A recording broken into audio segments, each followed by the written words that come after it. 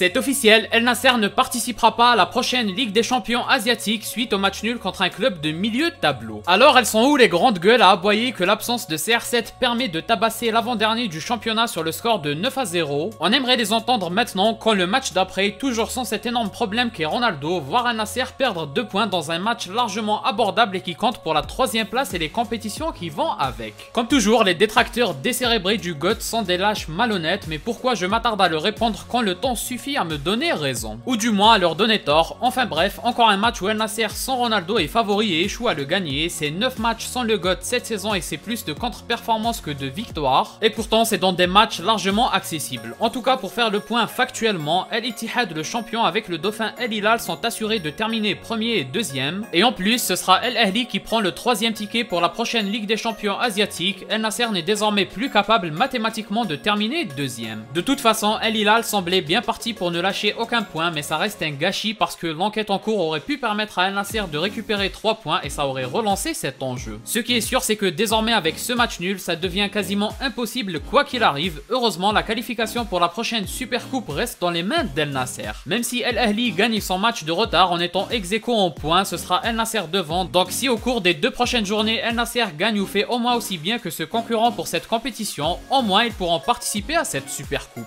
El Qadisiyah est certes devant, mais leur place est déjà assurée en tant que finaliste de la Coupe du Roi. Par contre, l'équivalent de l'Europa League a aussi été perdu avec ce match nul. Pour qu'El Nasser puisse y prétendre à nouveau, il faudra repasser devant El Qadisiyah au classement et compter sur leur défaite en finale. Bref, pour résumer, c'est une contre-performance qui coûte à nouveau cher alors que 2 compétitions de la saison prochaine étaient accessibles en cas de victoire de ces 3 derniers matchs. Mais apparemment, c'est CR7 le fautif, c'est fou de le penser sincèrement alors qu'au contraire, sans lui, la situation serait de loin pire. Maintenant, pour parler du match très rapidement, on a vu le El Nasser habituel, sans trop d'idées offensivement et trop facilement mis en danger en défense. Avec ou sans Ronaldo, c'est clairement Pioli le problème qui ne maîtrise pas un jeu dominant. C'est quand même Otavio qui marque de la tête sur corner. C'est dire à quel point il faut des miracles pour espérer avec ce club, et évidemment le but adverse on le sentait venir et il est effectivement arrivé. Pioli ose quand même trouver des excuses en nous parlant de l'absence de Ronaldo et Simakan pour se justifier. C'est vachement drôle quand on sait qu'il peut compter sur 7 joueurs d'un niveau largement supérieur à celui des adversaires. Mais apparemment il a besoin d'une très grosse armada pour abattre une simple mouche. C'est avec ce coach là que CR7 est censé batailler pour des titres contre des clubs qui travaillent bien comme El Ittihad, El Hilal et El Ahly. Ou encore El Qadisiyah qui a un jeu restrictif certes mais cohérent pour se trouver devant El Nasser. On n'oublie pas aussi les 2 occasions nettes de but ratées par Duran et Mané à 1-0. Ils auraient bouclé le match. Si c'était Ronaldo, on aurait exigé qu'il soit viré de l'Arabie Saoudite. Franchement, le GOAT n'est vraiment pas aidé, c'est une réalité qu'on veuille l'entendre ou non. La bonne nouvelle des échecs, c'est comme avec le Real Madrid, ils amènent du changement fort et radical. Et cette contre-performance aura au moins servi à voir ce que vaut réellement ce club sans CR7 pour les ignorants qui font effectivement de lui le problème. En tout cas, on espère revoir Ronaldo sur le terrain. Personnellement, je pense qu'il a fait le choix de se remettre au meilleur de sa forme possible pour être prêt au vrai tournoi qu'il peut gagner, c'est-à-dire bien sûr la Ligue des Nations. J'espère qu'il se servira des 2 derniers matchs avec El Nasser pour retrouver le rythme avant d'attaquer le dernier et gros défi de sa fin de saison. L'objectif, c'est quand même de gagner les 2 derniers matchs en club. Comme dit au début, ça peut permettre de jouer 1 ou 2 compétitions la saison prochaine. C'est toujours mieux que rien pour sauver les meubles même si la saison reste un échec total. Comme d'habitude, n'hésitez pas à donner votre avis en commentaire. Si vous avez aimé, laissez un like et abonnez-vous pour ne rien rater. Partagez aussi pour me soutenir. Moi je vous dis à la prochaine, portez-vous bien.